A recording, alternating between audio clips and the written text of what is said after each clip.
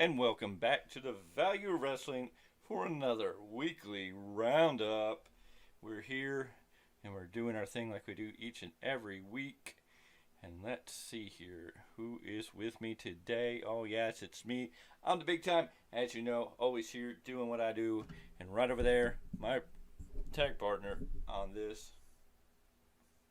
Yeah, you can It's say the your name. one, the only, Paulus Clarke, the Yes. founder of Value of Wrestling, here with you to give you everything that you need to know about the week in wrestling. Alrighty.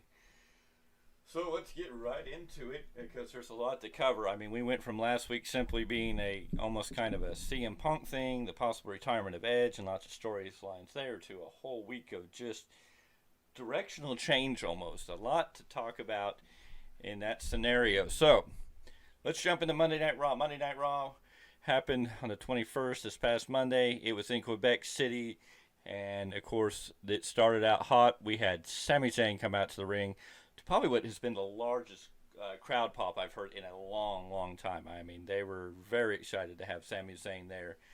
Of course, eventually, with Sami Zayn being out there, he spent like forever. I mean, they just let that crowd go and just soaked it in, and it was a beautiful thing, in all honesty. And of course, we got the Judgment Day that came down and interrupted him. And so they went to surround the ring, and then Sammy said something in French, which turned out to be "You Think I Came Alone," and that music hit, and another big pop, just as big hit, as we got to see the return of Kevin Owens. He came out, and it wound up being Sami Zayn and Kevin Owens challenging Judgment Day to a match. So two members of Judgment Day, which throughout the whole episode was who were going to be the two members. We constantly got Finn Balor and Dom, Damian Priest and Dom, Damian Priest and Finn Balor bickering back and forth while Rhea tried to play Peacemaker pretty much throughout the whole night. So we got a great opening segment. We came back from the commercial break and we got the New Day match versus Matt Riddle and Drew McIntyre. This was It's a fairly. new day. Yes, it is. Or is it? I don't know. It seems like the same old New Day. For me, I think I thought I saw a tinge of them going heel here, and I was like, maybe we're gonna get something new from the New Day, something to refresh their movement. But later we came to find out it was probably not as much of what it looked like. Of course, this match was a good match, but the Viking Raiders quickly interfered, pulling somebody off the ring apron.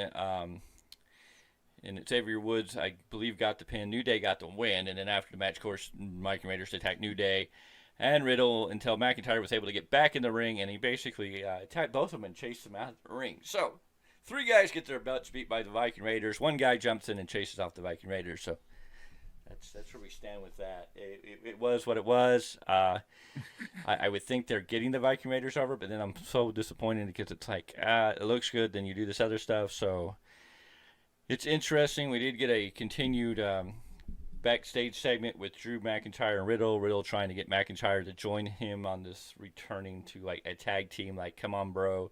Riddle looking just disappointing to me, at least, as he always does. Just another segment where he looks like an idiot and he's trying to convince Drew McIntyre to be his tag partner. Drew McIntyre's like, I'm not interested.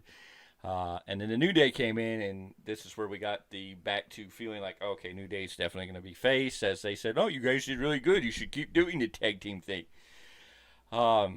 Which I assume, I guess, we're going to see more Riddle McIntyre for the moment. I don't know. I haven't heard a lot. I know McIntyre's contract's supposed to be coming up. He hasn't renewed, doesn't want to renew, supposedly, because he doesn't like the direction of the storyline. I know he's claimed he'd like a Bloodline storyline program. So maybe he's re-signed that we don't know of. Maybe there's something in the works, because it definitely seems like we're getting a slow burn to a McIntyre turning on Riddle here. So we'll see what happens there. I'd be happy to see McIntyre go heel at this point because I think he needs a refresher. I think Riddle needs to go heel, but in this situation, I think it's better for McIntyre to go heel than Riddle. And you weren't saying that too long ago. You was saying that Riddle should be going heel for the last several weeks. Oh, So, but just seeing how things are going, I understand why you might change your point, though. well, I still think Riddle should go heel. I want to see the Riddle that we saw in other places, the Riddle we kind of saw in NXT, and I think he needs that heel turn to get away from the gimmick he's got. But in this scenario, Drew McIntyre going heel, I think, is better than Riddle in this one, Anyways, from there we got to probably the best match of the week, the best match in a long time. I haven't looked up what anybody rated this, but this was a really good, solid match. The ending, I know, was people may not like the ending. It may have been disappointing. I don't know. For me, I think it made sense for everything they're trying to do. So we got the Gunther, the Ring General Gunther versus Chad Gable for the Intercontinental title match. The crowd totally behind Gable. Gable being pushed to where he needs to be is impressive. They sold this as a David and Goliath match for sure. As Chad Gable was being sold as the Goliath the David trying to come underneath of the giant Goliath, and Gunther, a great story. Both men round up outside. Gable did a German belly to back suplex with Gunther over the timekeeper barrier and dropped him into the timekeeper's area. Ran back in the ring before the count ended, and he won via count out. So Chad Gable wins the match. Gunther, the Ring General, gets to keep his title for the time being. I think this match made both men look strong. And, of course, we know this feud's going to continue. I really do believe this is going to be a match that's going to continue in, I think we're getting it Payback. I forget if I actually heard an announcement for that. But I think this gets Gunther to beat the time record for being the longest reigning Intercontinental Champion over Honky Tonk Man, which a lot of people want. I think that's good. And then I think we're going to see Gable take the title off of Gunther to end that title reign. So Gunther can move into something bigger. I think Gunther is definitely heading to main event title contendership. Who he'll face, I don't know. Will it be a Seth Rollins Gunther coming into early next year? Maybe even a WrestleMania match? Very well could be. And Chad Gable taking the Intercontinental title could be a really great storyline. We can finally see Chad Gable shine in more of a singles competitor and not have to worry about him being called Shorty G. So, never again, please. However, what if, now, a lot of us I think are thinking that whether it's Chad Gable, whether it's someone else, someone will eventually take the Intercontinental title off of Gunther. But what if they actually wind up doing a champion versus champion deal with Gunther as IC champion versus a Seth Rollins for the World Heavyweight title? It could be okay, but I think Chad Gable's the man to take the title off. I think Gunther needs to. I think it's just time for the next person to take it. I think he's going to break that record, and just the way the story's going. I mean, they could turn it. They could keep Gunther with the title. It could be interesting to see Gunther go all the way to WrestleMania to fight the world champion Seth Rollins. It just depends on how they tell that story. And a lot of it depends on how they're going to play out the Royal Rumble and Elimination Chamber. Again, that's fair. I really, really predict that Cody is probably the favorite to win the Royal Rumble. It just depends on who's kind of booking that, who's kind of the hard-in decision maker, how much play Vince has in it. Because, we don't have a whole lot of lists of people who've won back-to-back Rumbles. And I'm kind of at a mix. Like, it makes really good sense for Cody to win it if he comes. Like, again, I think number 1 and number 2 should be last year's final two, Gunther and Cody Rhodes. I think you put them in, and I think you let them go through the whole match. I think in the end, they're still standing there. They outlasted all 28 other men, and you're back to Cody and Gunther where you started. And you could have Gunther dump Cody and win his way to WrestleMania, and then you could continue Cody's story of like, okay, he didn't win the Rumble, his last chance is now to go to Elimination Chamber. To win, to fight for, the right to finish the story. Yeah, the right to finish the story. I don't know. I don't know if it's going to be the Rumble that should be, and then Gunther can go in some different way to get with Seth Rollins. I think you have an easier time with Gunther getting him into that from where he is right now without necessarily winning the Rumble. I definitely think it throws him way up there. If he wins the Rumble, it wouldn't hurt Cody to lose the Rumble. That's the only time you can say Cody can lose anything between now and WrestleMania. Cody cannot get pinned in a tag match. Cody can't he can't lose in any sort of way, period, except if it was the Rumble with somebody like Gunther, somebody who definitely is deserving. Could especially since last year Cody threw out Gunther, you could have Gunther throw out Cody, and it all makes sense. And the story could be Cody going in Elimination Chamber. I just don't know. I weigh more heavily on Cody winning the Rumble.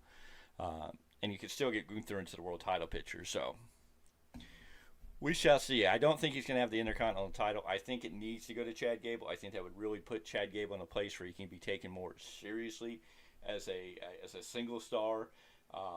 He's got all the talent in the world. I'm sure people are like, oh, he's taken seriously because he's Chad Gable, and I get that. I take him seriously and think he's impressive. Yes and no. But the overall fans, I think if you put the Intercontinental title, you're not, putting the title to make the man. I think you have a good blend of the man and the title making each other, Mm-hmm.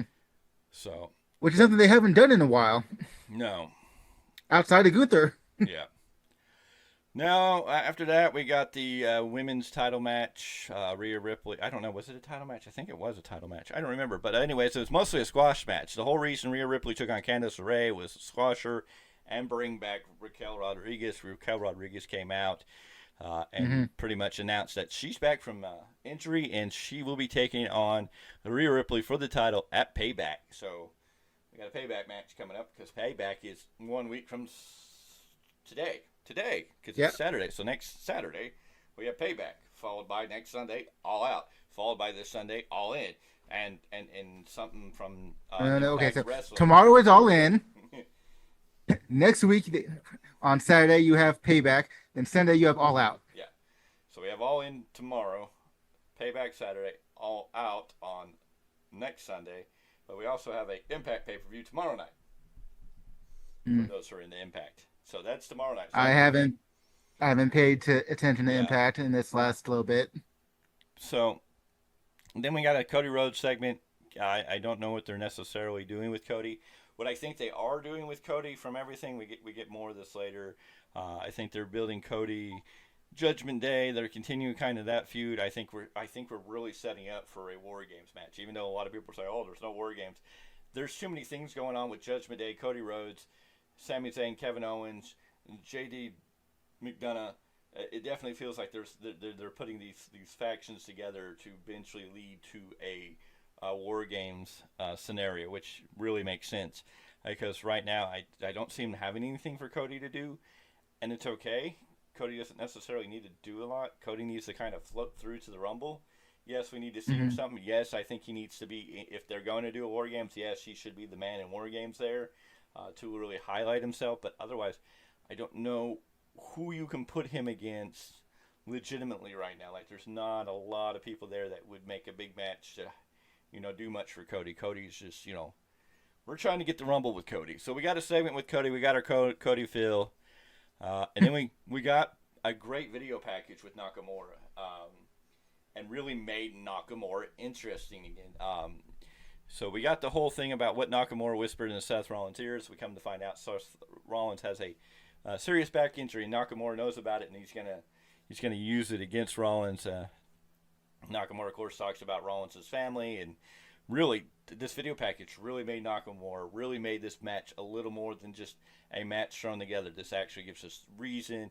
It gives us, a direction on what's going on here, and really starts to show that more evil, heelish side of Nakamura. So it really intrigues me to see what Nakamura is going to do, and kind of makes me go, maybe they would let Nakamura carry the title. Will it happen? I don't know, but they finally are giving something behind Nakamura with this video package. Mm-hmm. He feels a whole lot more authentic and less stereotypical. Oh yeah, especially because he used some of the video in his native tongue, and then they translated it, and then said some things in English. So it was a good thing. It felt like this is a taste of Nakamura that we've all been missing. We love the King of Strong side, but he just has never really been that. His first heel run was just miserable with the whole weak. Yeah, so hopefully they're going to do something with this. From there, we got The Miz in the ring, and The Miz says he's going to have an opponent that's the best, the greatest, better than LA Knight, and blah, blah, blah, blah, blah, runs its mouth on. And, of course, he introduces us to Akira Tozawa. If we were going based on potential, because Tozawa can go. But the way he's been used in WWE, no. Mm-mm. This eventually led to LA Knight coming down the journey to the commentary table, and Tozawa and Miz went back and forth. Miz playing around with Tozawa. Miz eventually, LA Knight did this eventually, really not LA Knight, but Miz got himself tied up distracting with LA Knight, which eventually led to Tozawa rolling up the Miz for the 1, 2, 3, and in a once in a blue moon, Shot. Akira Tozawa wins a match. And not a cruiserweight match. So Yeah. Tozawa with the wins. That was very interesting. So we're continuing the storyline with The Miz and LA Knight, which is getting really interesting. I think they've really set this match up good, and it's giving LA Knight something to do and working with somebody that's definitely at the level he needs to be. And so yeah, we got a great match. This led us into the Becky Lynch promo, which is eventually interrupted by Trish and Zoe.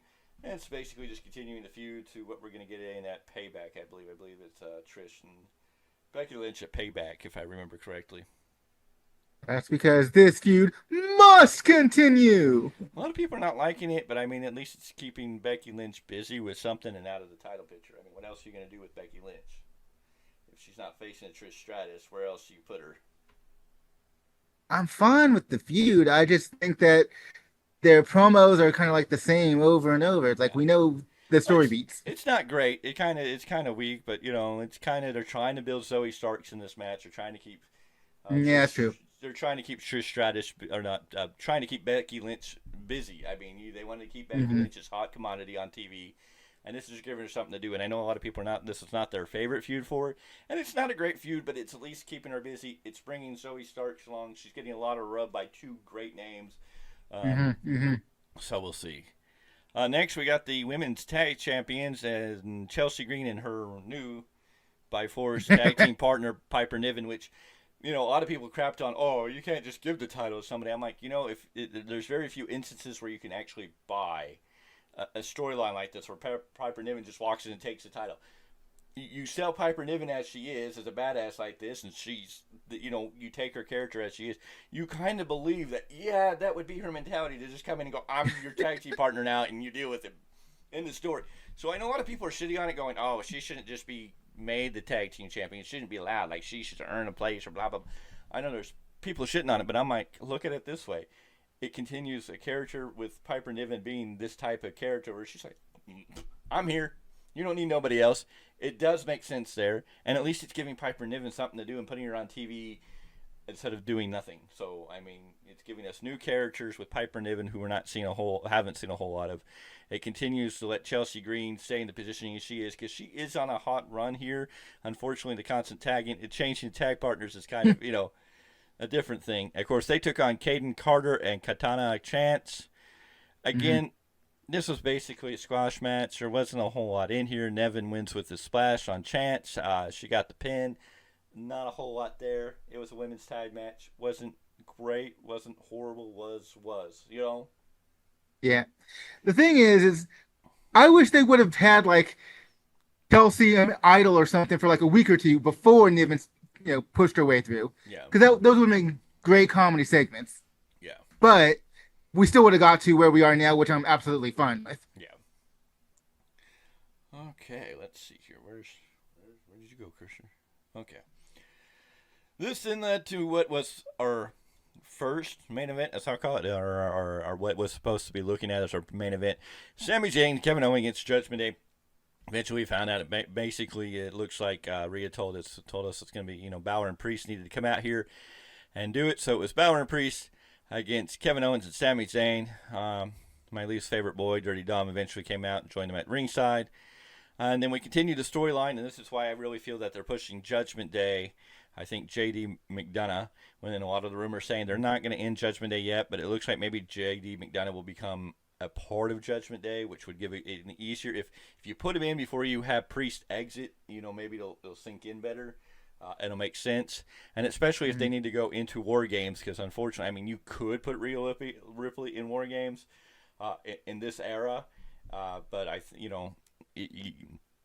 they're not, so they're looking for that fourth man to put in there. So you're going to have Finn Balor, Damian Priest, Dirty Dom, and J.D. McDonough against what looks like to be Kevin Owens, Sami Zayn, Cody Rhodes, and whoever their fourth mystery person will be. They haven't really given us an idea on.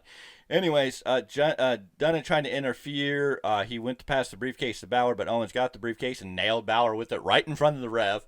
Something we haven't seen in a long time. And the ref actually does his job, calls for the bell. Disqualification. Judgment Day gets to win, so Judgment Day gets to stay strong. for the moment. Judgment Day then start beating down the tag champs, which led to Cody Rhodes coming out with his weight belt, and he evened the odds, and then he basically on the mic goes, "This isn't how this is going to end," which introduced us to a 6-man match. Now it's going to be Judgment Day, Balor, Priest, and Dominic, Dirty Dom versus Kevin Owens, Sami Zayn, and Cody Rhodes. And of course, we got a great match between all these. Eventually, Dom takes the stunner, Owens picks up the win, and we are done with Raw. Raw was good. I won't say it was great. It wasn't horrible. It had some highs. It had some lows. It was a decent Raw. It's been better than a lot of Raws we've seen over the past month or so. So Raw's kind of finding its stride. It was a good Raw for what it was. Of course, I'm sure Raw gets overshadowed by the events later in the week. Yeah, it is what it is. Do you have any closing comments about Raw before we move on for the week? Next. All right, well, we get to AEW Dynamite from Duluth, Georgia. It filmed all week in Duluth, Georgia, because it was Fyter Fest. Last week it was Fight for the Fallen, and now we're in a week's worth of Fyter Fest. So they opened the show because this was Wednesday. Wednesday was the official passing. It was announced the passing of the hardcore legend, the hardcore icon, the WWE Hall of Famer Terry Funk. We get a memory. We get a thing on the screen that says "The Memory of Terry Funk" by AEW. So that was nice. And then we opened up with The Elite versus Bullet Club Gold. This was Omega, the Young Bucks versus Juice Robinson and the Gun Club. And this match really just never happened. This match never took place. It just fell into a brawl. Jay White got involved. Eventually, Takeshita came down, laid out Omega.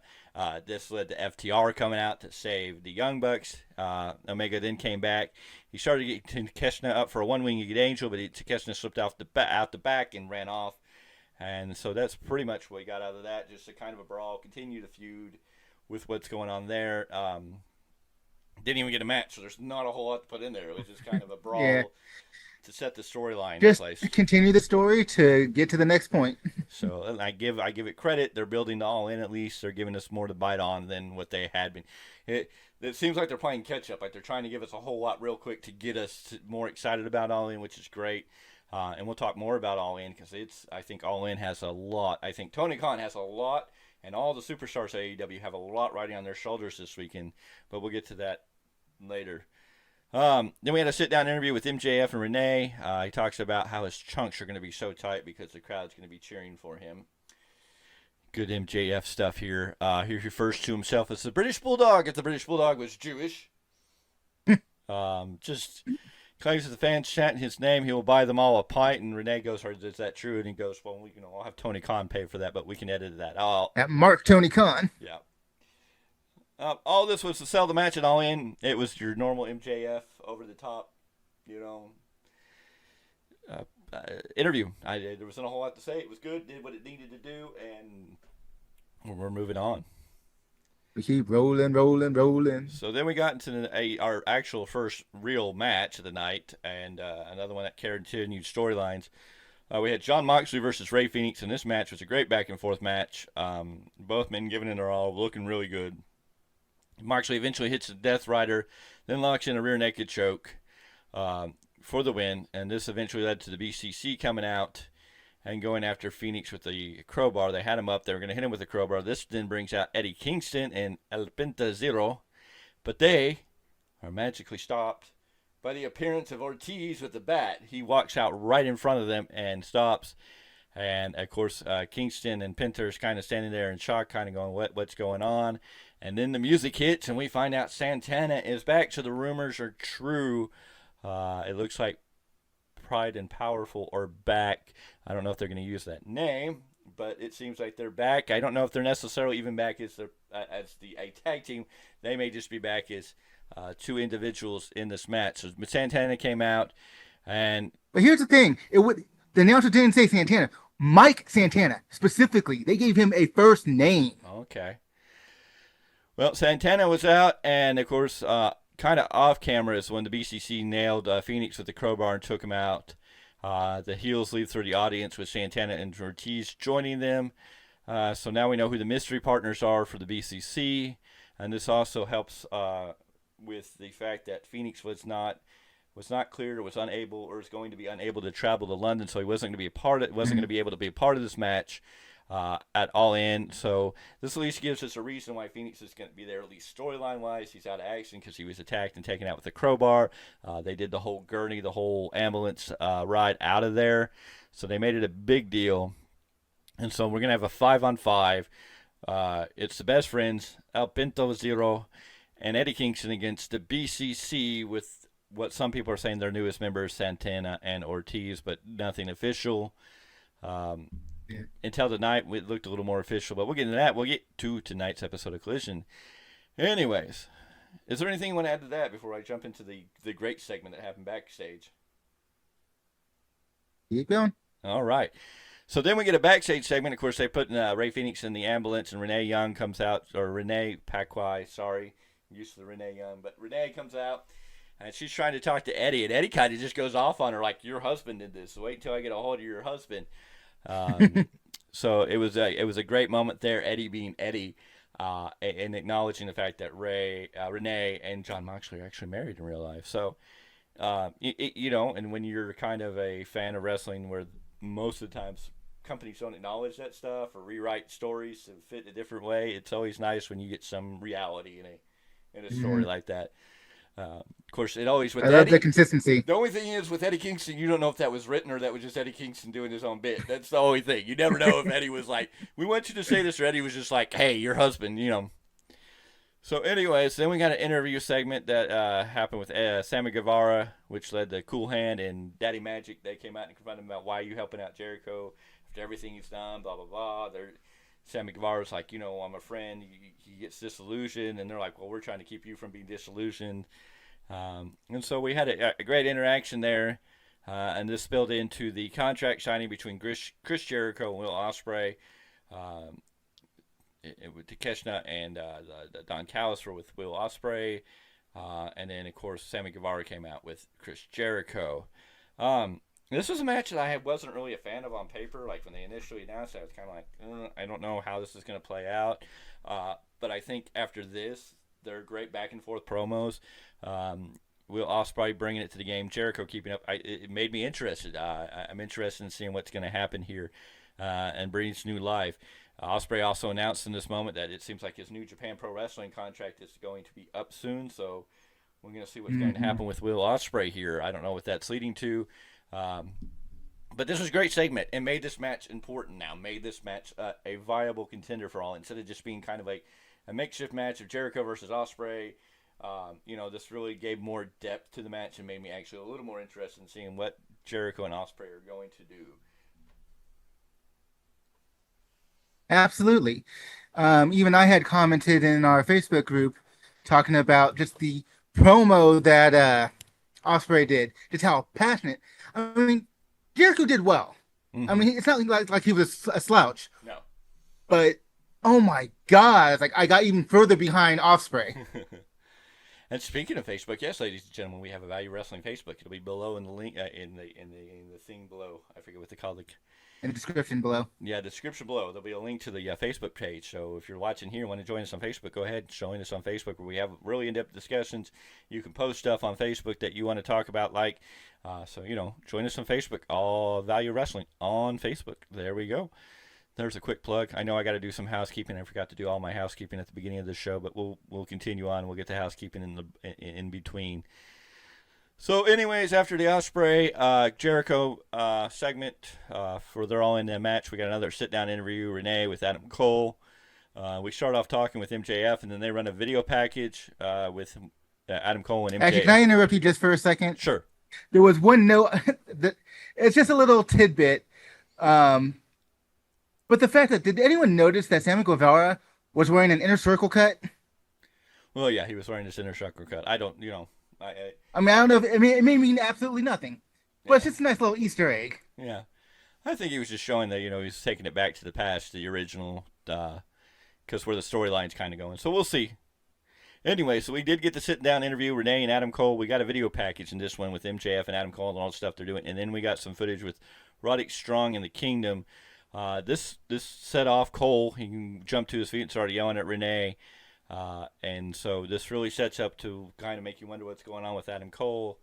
He kind of looked quick to anger and what's happening with Adam Cole. So it sets up a lot of questions for what's happening with Adam Cole. But I really think what it does is, it's pointing at, I think we've set up in our storyline here a lot of fingers pointing at Adam Cole is going to turn on MJF. Adam Cole is going to turn on MJF and join the Kingdom. I think there's a lot. Rejoin? Rejoin the Kingdom. But I think there's a lot being happening there where I think this is one of those look over here because we don't want you to pay attention to what's going over here. I still don't think. That's a possibility. I think MJF is going to be your heel still. I think Adam Cole is going to get screwed by MJF at some point. How, when, I don't know. But I think there's too much pointing at like Adam Cole being the one to turn that's just making me go, no. They're trying to make it look like that. So you don't know. And they're doing a good job. I don't discredit them. It's very viable that Cole could go heel, rejoin the Kingdom, and go on a run there. I don't know if it's the best direction for Adam Cole. I don't think MJF as a babyface is going to do. MJF is going to do great with his mic skills and what he does as a babyface, but it's not, it's kind of like Triple H. Can Triple H play a babyface? Yes. Did he for a while? Yes. Probably a little better in DX because he got to play that babyface heel. So it worked better. But Triple H is always a better heel than a babyface. The Miz, for the most part, except in the last time he played a babyface, he really started getting over as a babyface last time. But the Miz has always been better as a heel. There are just some people that, not because they're not capable of being a babyface, not because they're not capable of doing a lot of things, but they just know how to be a heel. They know how to take themselves and turn that knob up and just be that way. And MJF's great at it. So I don't know. I always go back to before the first vignette of Adam Cole and MJF, becoming bros or whatever. Yeah. Where why am I missing his name? Not the Kingdom, but the other guy. Roderick Strong? Roderick Strong, thank you. Where it's like, you don't really trust him. Well, of course I don't. I mean, they even showed it again, recently. And Adam Cole got all pissy about it, but whatever. And defended his friendship, if that's what you want to call it. Thank you, Kat. So it's going to be interesting to see what they actually wind up doing. Because there's so many possibilities between, like you said, MJF being better heel, or the possibility of Adam Cole going back to the Kingdom and leading the Kingdom again. Yeah, no, I definitely understand that. So we'll see what's going to happen with that. Then this led us into our next match, which was Darby Allin and Nick Wayne versus the Mogul Embassy, which was a great back and forth match, made everyone look good. In the end, AR Fox accidentally misses the 450 splash, and it's rolled up by Nick Wayne for the 1, 2, 3. So Nick Wayne gets a big win here. Darby Allin, Nick Wayne look good. The Mogul Embassy looked good in this moment. And of course, now we get another scenario because it looks like Fox wasn't going to be able to make it to London. And so after the match, Darby and Nick leave, and Swerve gets on the mic and calls this a disappointing. Blames Fox for the loss, and then has Prince Nana proceed to fire AR Fox. So AR Fox has been fired from the Mogul Embassy all of a sudden, switching up this short-lived storyline where he was going to be a part of it. Of course, this led to Brian Cage coming down and laying out AR Fox. And then Allin and Wayne came back out with Sting to return to save Fox. Allin offers forgiveness to Fox and helps him to his feet. Allin then basically asked Swerve who's going to replace Fox in their match at All In, and out comes Christian Cage with Luchasaurus. So Christian comes out, and I guess Christian likes to mentor wrestlers who have dead daddies, because that's what he told us, I like to mentor wrestlers with dead daddies.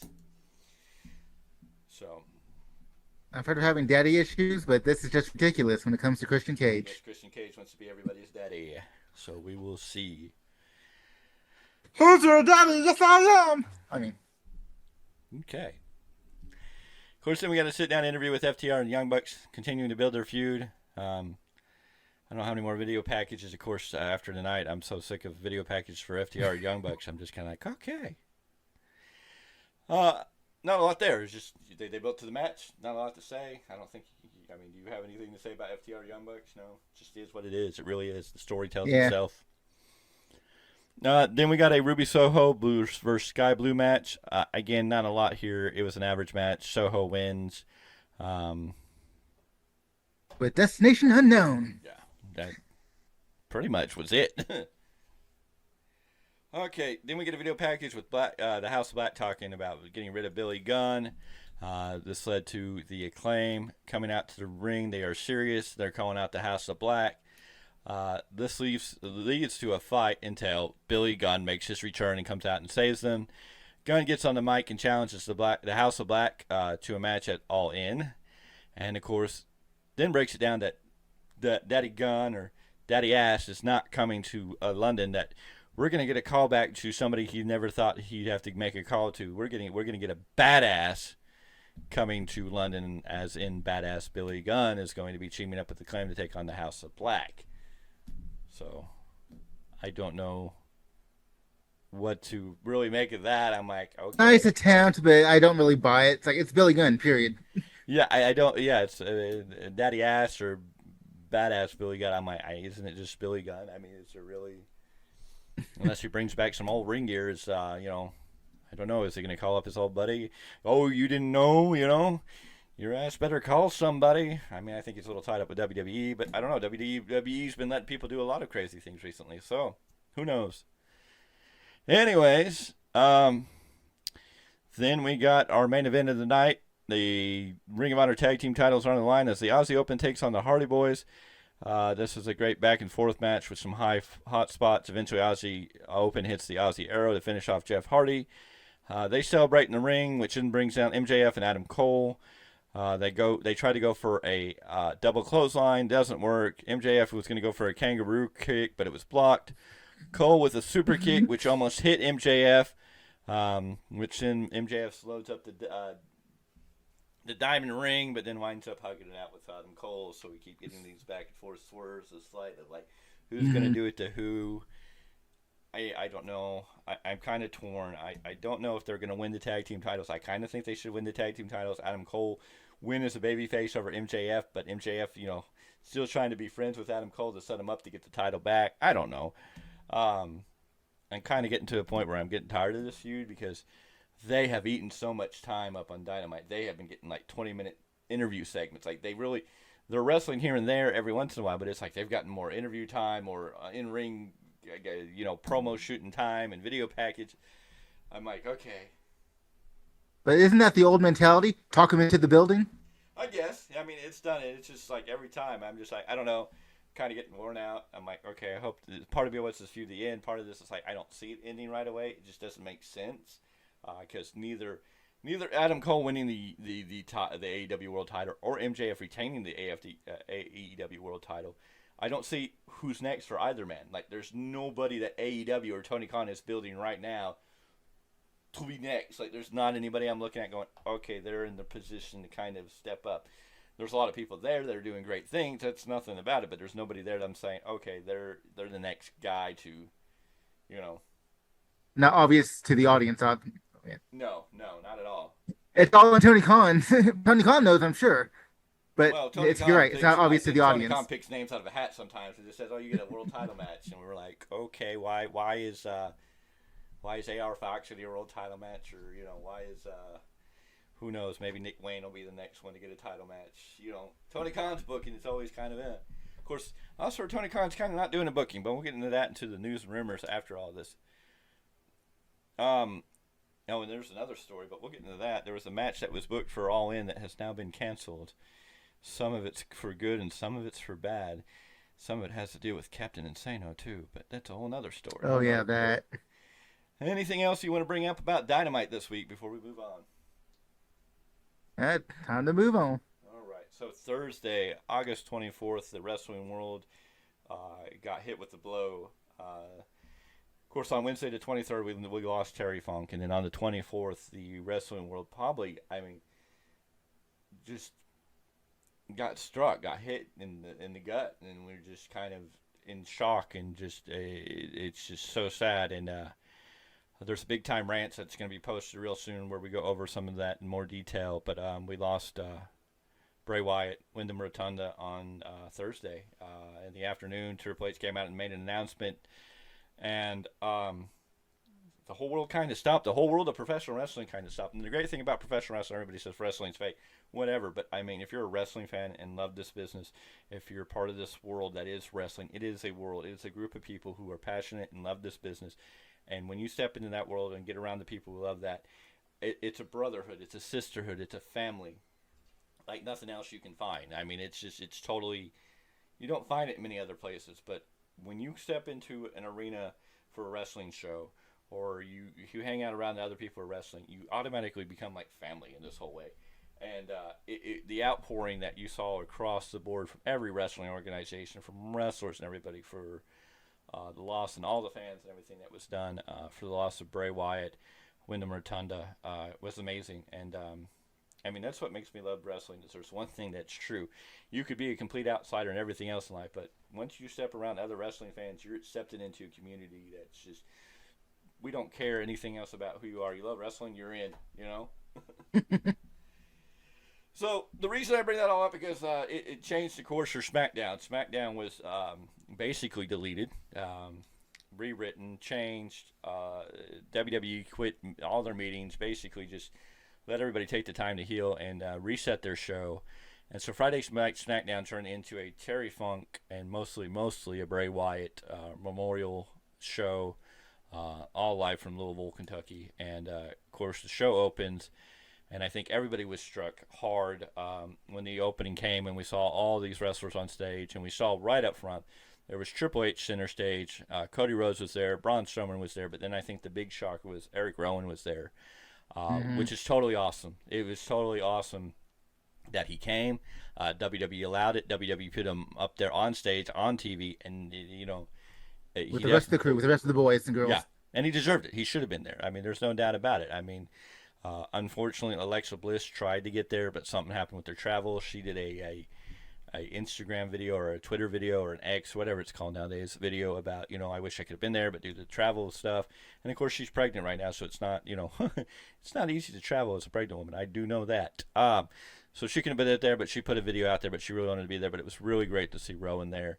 Of course, then we got this beautiful package. We got all the wrestlers on the ring, and then they switched to Michael Cole, who was away over by the commentary table.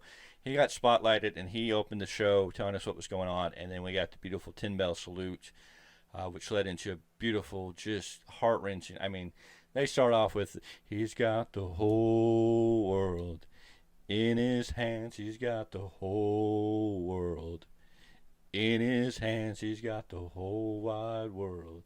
And it was just beautiful.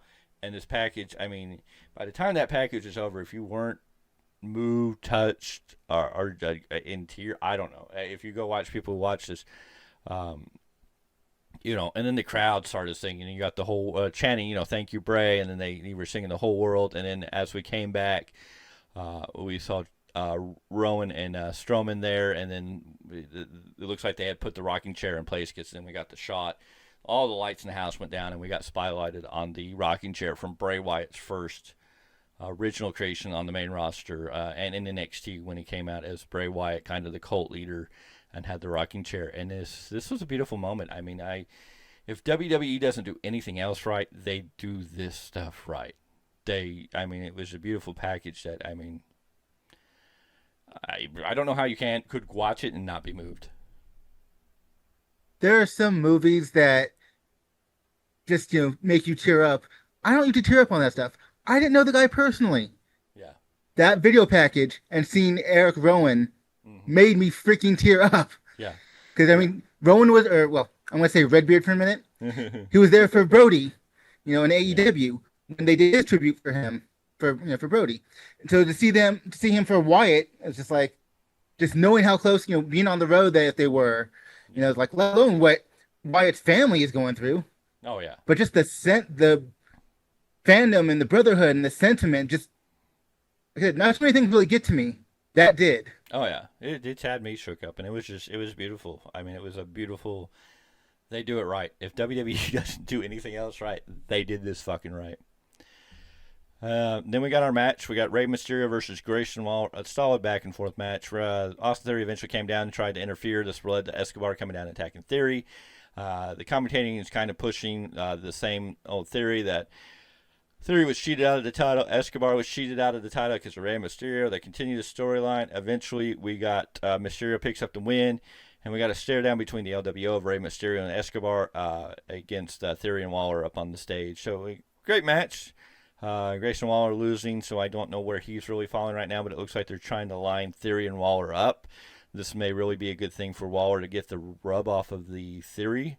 Because Theory is definitely the man right now. He is looking more and more like the future of WWE. And if Grayson Waller can get a little rub and shine off that, that might really help. Because I think Waller's got it all, too. I think Waller could definitely be up in that echelon with Theory. You know, these two might be our next Cena, Randy Orton. Not saying they're similar to them, but I'm just saying these could be the next two guys to lead the next generation of stars. They definitely both have it. Well, they're definitely leaning on Waller as far as a verbal heater. Yeah. And it's like I said, he's got the tools to do whatever in the ring. So it's interesting to see, like, what are they really doing with Waller? It's like, they're positioning him, like, he's gaining a certain sense of credibility, like I said, on the mic. Mm-hmm. So, I mean, it's just really, like, you don't want to push him too soon, but by the same token, like, you want to do something with him. I think they're trying to line him and Waller in Theory together. I think there's something there that we're going to see slowly build. So we shall see. Then we got the women's championship match, Zelina Vega versus Io Sky. This match was just amazing. These two women went in to tear the house down. Zelina Vega planted her flag for the first time in the ring as a contender, as somebody who deserves to be there, as somebody who deserves to be a name that's thrown into the title contention. She hasn't been used really great, but since since the backlash or whatever it was in Puerto Rico, Zelina Vega's star has shined a whole lot brighter. Her credibility, I mean, whatever she's doing, whether this is her husband helping her get some more training or Zelina Vega's come leaps and bounds, and it's definitely after this match. I mean, these two just went out there to tear the house down and had an amazing match. Zelina Vega looked amazing in a loss. And, of course, Io Sky, Damage Control continued to dominate the women's division, and this is really good. I don't know if this will lead to a women's War Games match with Damage Control and whoever else, but there's definitely potential there. I definitely think with the storyline of Damage Control controlling the women's division, you definitely have a story you can write there, especially since it looks like you have Damage Control with the issues with Charlotte and now Zelina Vega and Bianca Belair, so I think, definitely can see where that goes. Just little Easter eggs that keep kind of help getting her over without even having to wrestle. I just love watching Dakota Kai do her little celebratory dancing and stuff as Damage Control is coming out.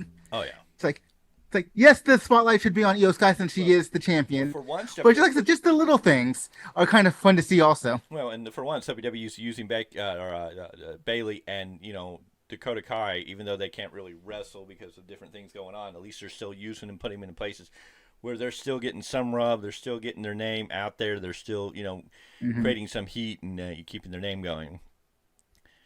So from there, we got Cody Rhodes out the ring. He talks about Terry Funk, the history between him, his family, and Funk, especially Dusty and Terry. He initially starts telling us a story about how he's in the airport, and he can hear this voice just screaming absurdities and just going off and calling his dad an egg-sucking dog. And, of course, he looks over to Michael Cole, can we say egg-sucking dog on TV on Fox?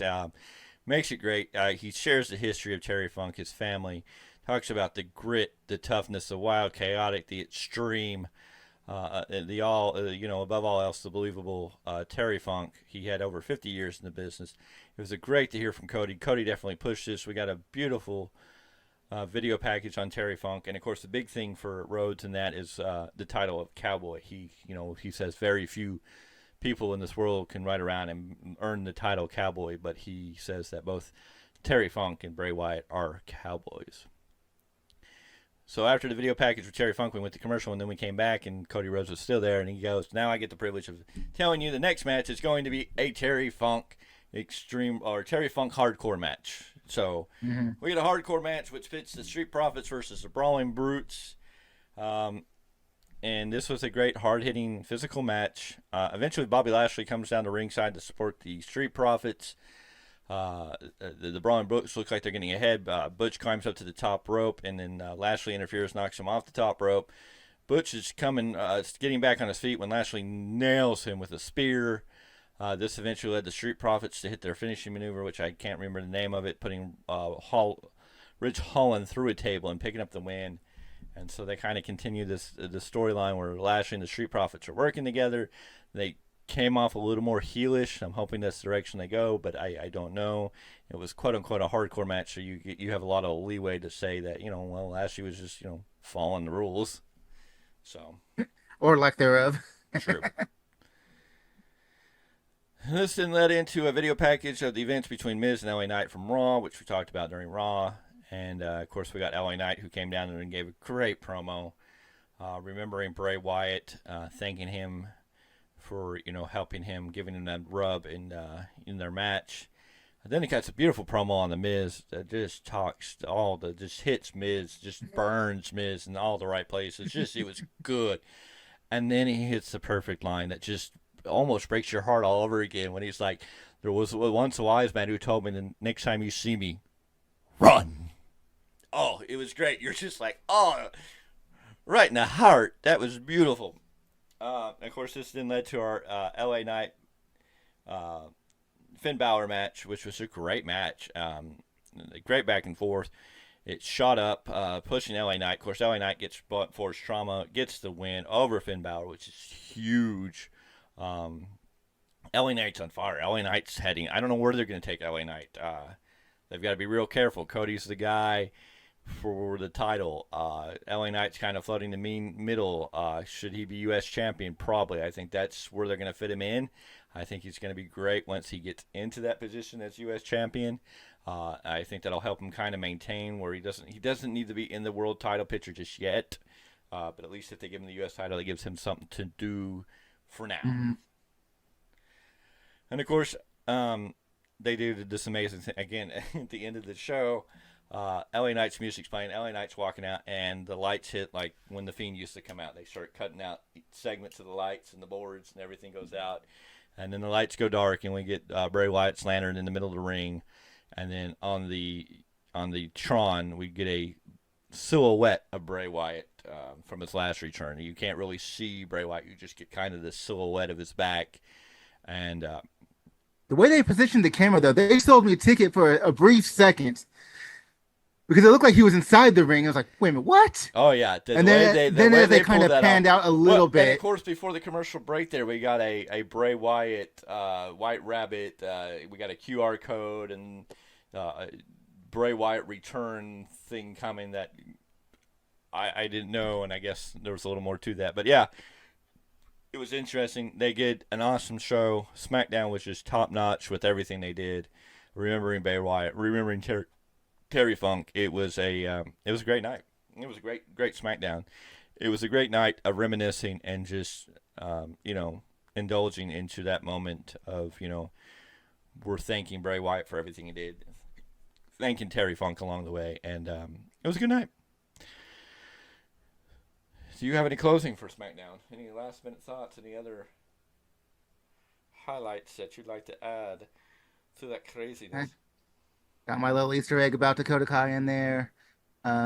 Just it tear-jerking show as far as SmackDown and Bray Wyatt and Terry Funk. No, it was great. It was great. The WWE did what they needed to do. Alrighty, so this brings us into night 2 of Fyter Fest, because every night of the AEW TV was Fyter Fest, all from Duluth, Georgia. And Rampage did their own little opening memorial to Bray Wyatt. They had a little flash up on the screen. And then, of course, it's Rampage. It's an AEW show, because guess what? You know who opened the card? Yep, that's right, Orange Cassidy. The International Championship match, Orange Cassidy versus Ellen Solo. What a great match. Really made Solo shine, look good. Orange Cassidy eventually wins with the beach break, and we had another great match. There was a couple of times they sold me a ticket that they might actually give Aaron Solo a freaking win. I was like, what? They made Solo. I mean, he has all the tools in the world. So it's like, I know, if they want to, they can push him. They just haven't. No, Solo looked good coming out of this, so we'll see what comes out of that. Then we got an interview with Jim Ross and QT Marshall, the new AAA something champion. Latin American champion. There you go, Latin American champion. And this eventually led into QT Marshall now taking on Gravity, who I also found out is who is he the brother of? I forget now. Commander? Oh no, Bandito. He's the younger brother of Bandito. Yeah, Bandito. That's where we go. This was Kyuchi Marshall defied gravity and got away with the win. I mean, what else do you say? And Fair. then we got a quick squash match as Luchasaurus took on Ren Jones, who barely got a cup of tea and a drink of coffee and his name said before he was finished. And then we got the main event match of Toni Storm and Saraya versus Britt Baker and Hikaru Shida. Another okay match. Ruby Soho tried to come out and interfere. This led to Chris Statlander coming down and attacking her, and pretty much carried Ruby Soho out of the ring area on her shoulders. And then Saraya got the pin on Britt Baker, kind of shockingly, but but a good match. Not anything great, but it was what it was. It was Rampage, basic Rampage. Yeah. Which moves us into the night tonight. Again, Fyter Fest, night 3 on AEW Collision. And so we open with Jack Perry coming to the ring with the music I still cannot get behind. I think the video package music would be better music for interest theme than the freaking Beethoven symphony that they're playing for him. That I'm just like, this doesn't fit his character. I'm sorry. You may be trying to get heat with not crappy music, but music that just fit the character good, but I don't think it works. I think there's so many other things you could do. But anyway. Well, the fact that we're constantly talking about it tells you maybe it is working. Well, I don't know. I don't know how many other people. I haven't heard any other commentators really talking about how crappy his music is, so I don't know if it's just us or just other people just don't care enough to talk about it. Fair. Anyways, we get a video package where Perry is with the FTW admitting he's like, I made this title. We're special. It just is kind of weird dating the title. Like, I don't know. He went on dates with the title. It was interesting. And then he goes, I'm going to retire this belt or bury this belt. I don't give it a funeral, whatever this was. And Perry goes for his best Triple H impression by pulling out a sledgehammer and kissing it. This is when he goes to swing it and the lights go out. And then we get the weirdest freaking promo package for Hook, who's doing pull-ups at a stoplight in what looks New York. And he's like, you can't do that to that title. I'm coming back for it. It was just a really weird, like, I get the lights going out, but I'm like, what's this? It was a weird promo. It just didn't do anything to, like, make me go, okay. Of course, the promo's over. The lights come up, and there's Hook. He pretty much beats the crap out of Perry. Sets the table up in the corner. T-Bone suplexes him into it.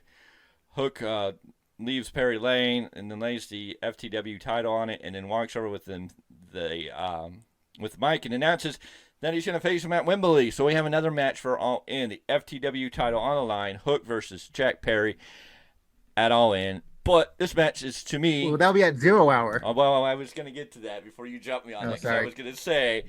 But this match feels useless and unimportant and just kind of an afterthought, and I'm kind of pissed off at Tony Khan. This is actually a decent match.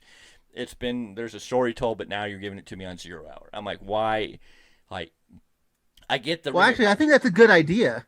Because the whole point of a pre-show is to sell you on to get the pay-per-view. So if you still have to put certain matches that have value. You can't just put on, I mean, you can, as other companies have, just put out throwaway matches on there. But that doesn't sell a pay-per-view. But is 0 hour an hour long? Yeah. So you're going to show me 2 matches in 0 hour?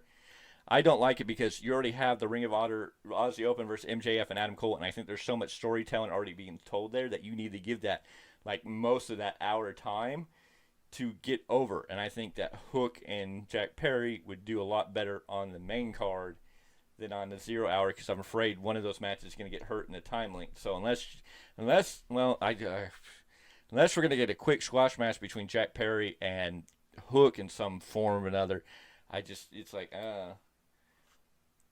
I get what you're saying. I understand what you're saying. You're trying to get people to watch, but I think, like, your main story is the tag team titles with Ring of Honor and what's going on with Adam Cole and MJF. Are they going to get along? Are they going to win these titles? Let alone you got all this other stuff. You're going to do all these video package, tell us all the match, all this commentary in the background that I just feel like it's going to hurt one or the other match. And I feel like both these matches deserve the time to really fester. I want to see a good Hook Jack Perry match for the FTW title. Yes, I want to see Hook win it, get back with the FTW title, and let Jack Perry go on to whatever is really next for him, because I don't feel like this is a elongated feud that needs to be strung out for a long period of time. Hook needs his title. No, this should be the final chapter. Yeah, in my opinion. So that's why I'm like, I think it's better off on the main card. It just has more prestige. It helps build both these guys up, because I feel like, again, Jack Perry went from being in the main event to now being on 0 Hour, and I'm just kind of like, yeah. But I get what you're saying. I mean, I completely understand. I don't think being on a pre-show has to be bad if you have the heat or the popularity to make it worth anything. Yeah. The problem is a lot of these companies kind of just put throwaway matches on there and don't do what it's supposed to do. Yeah. So I guess we'll see. From there, we got another MJF Adam Cole package, video package, because why not? We just need more video packages of every match that we've already got video packages. I mean, this is the biggest storyline we got going on right now. So, anyways, then we finally get to like the third segment and finally get a match on TV. And of course, you know, it's AEW and it's an opening match. So who else is going to be in the match? Oh, yeah. Yeah, you guessed it. Orange Cassidy. So we got Orange Cassidy tagging up with Eddie Kingston and Penta El Zero versus Kip Sabian, the Butcher, and the Blade. Not a whole lot to talk about here. It was a good opening match. Orange Cassidy, Kingston, and El Penta Zero for the win. Then we had the best friends come down to the ringside, joining Eddie, Penta, and Cassidy in the ring. They're calling out the BCC and friends and name. They name every, they go Moxley, Wheeler, and Claudio, and Santana and Ortiz, and they tell them that they messed up by destroying Sue's van, and they're building towards the Stampede match, and they're going to be doing this match and winning and kicking their ass for Sue. This then led to Eddie getting the mic, which then turned into Orange Cassidy taking the mic from Eddie, and Eddie's kind of like, what? And before Orange Cassidy could talk, we got the BCC on the screen with Santana and Ortiz. And I know some people are saying they're a part of BCC. I don't know if they're really officially joining BCC, but there hasn't been anything official yet. No, I know, but a lot of people are saying they're already BCC, and I'm like, I don't know about that. They're teaming up. They're in the match. That's it. Moxley says it's. Of course, this is where Moxley pretty much goes off on Eddie, saying, Eddie, you're the one who made the match. It's your fault for who they picked because you said we could pick whoever they want. This then led to Santana giving an amazing promo for not really having heard from him in a long time and not saying much, but Santana gives a great promo, basically calling Eddie out. This led to Eddie coming out by himself. Like, he left the ring, and then Claudio just shoots all over Eddie. And then, of course, Ortiz says his 2 bits, and it was just great. And then Eddie's alone looking for the BCC. We cut back to the ring. Eddie Kingston's gone. The rest, El Penta Zero, the best friends, Orange Cassidy, they're all in the ring. Eddie Kingston's gone, right? Like, let's go on. This led to Eddie Kingston, being backstage looking for the BCC. He grabs the cameraman going, you know where he is, you know where they are. So he finally gives up, and then he goes on a promo rant that only Eddie Kingston has. He says he's not surprised by Ortiz or Santana. He's actually kind of proud of them, But then he tells John to get out of his way. He tells Moxley, you got your wife. I don't want to hurt you. Get out of my way. Then he tells Wheeler, I'm basically going to murder you. I'm going to hurt you. I'm going to break you. He's ready to do it. And then the best part of this whole promo is he calls Claudio his sweetheart. I mean, this was just, yep. He's coming after Claudio, and that's his sweetheart. Even kisses the camera. It was Eddie Kingston promo to a T that just shot this match that I was like, I don't really want to see the Stampede match, but Eddie Kingston's promo alone, after kind of what the BBC said, was just like, I want to see Eddie Kingston and Claudio just just beat the crap out of each other now. Like, I was not into the Stampede match, but after Eddie Kingston said, you're my sweetheart, I'm just like, oh, you got me, Eddie. You sold me. I'm in. It was great. Because out of all of them, it is Eddie and Claudio that's been the main selling point. Yeah. So we'll see how that goes, but it was a great back and forth promo. It looks good. Makes you really interested in the match that seemed originally kind of just thrown together for a lost cause. But now it gives you like, okay. Anyways, this led into the 500th promo package for the Young Bucks and FTR to continue to build for the feud and build for match 3. I just, okay. It was short and sweet and to the point, and it encompasses the whole point of the feud. Yes, it did. It did acknowledge where FTR got their name, so it's good. But it was just like, okay, another video package. And then we got a musical. Oh no, wait, we got the Dark Order of Alex Reynolds and John Silver making their debut on Collision, taking on Darius Martin in Action Andretti. And it was a good, solid match. All 4 men looked good. It was a double jackknife to the win for the Dark Order. The Dark Order win in their debut match on Collision. Yes. Hey. Dark Order sell out. Anyways, Then we got a musical video acclaimed with Billy Gunn doing a rap video, hyping up their match against the House of Black. It was a rap video. Not a great one. I mean, but hey, I would say just because it wasn't Caster's most controversial thing, but I mean it was entertaining for what it was. Entertaining, yes. I would say call Will Smith, but I'd be careful about putting Jada Pinkett Smith's name in your mouth because he doesn't like that. But anyways, we'll leave that where that is. Then we got another video package because this week's been about video package for the women's title. It did do a good job to get all 4 women over and make the match look really more interesting than it was beforehand. This then led into the 9th segment of the night because this was a long night of segments. There was a lot here.